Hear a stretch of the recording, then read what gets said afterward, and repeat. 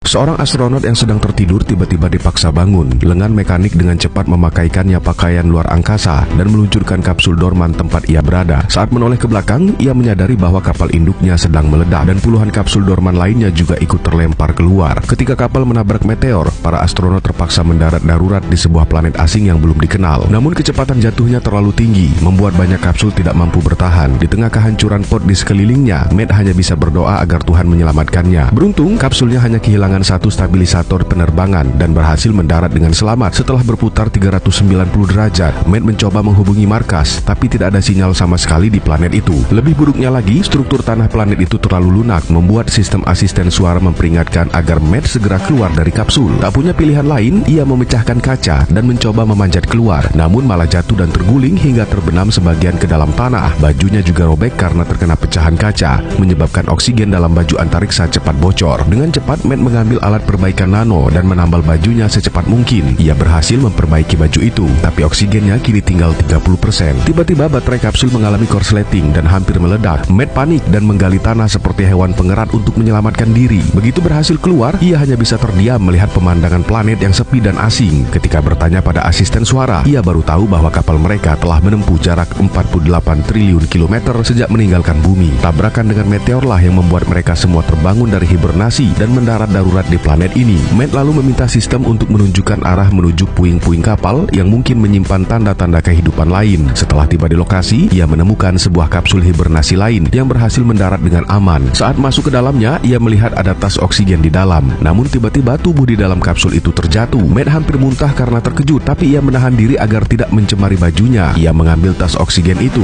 namun ternyata benda itu sudah rusak. Dengan putus asa, ia berjalan menuju puing-puing lain tanpa menyadari ada berkas cakaran aneh di belakang kapsul tadi. Tak lama, Matt melihat seorang manusia lain sedang memasang alat komunikasi di tengah badai pasir. Orang itu pun terkejut melihat Matt. Ia mengaku sebagai teknisi kapal yang tidak ikut hibernasi karena harus rutin memeriksa kondisi kapal. Ternyata insiden ini terjadi karena perusahaan secara mendadak mengubah rute untuk mencari jalan pintas. Keputusan itulah yang menyebabkan mereka menabrak meteor dan mengalami kecelakaan besar. Kabar baiknya, mereka yang selamat akan mendapatkan kompensasi asuransi besar saat kembali ke bumi. Mendengar hal itu, Matt langsung bersemangat membantu memasang alat komunikasi. Namun baru saja ia menoleh sebentar, rekannya itu diam-diam ditarik oleh sesuatu. Matt belum sadar bahwa bahaya sebenarnya bukan hanya lingkungan planet ini, tetapi makhluk asing yang sangat berbahaya sedang mengintai mereka.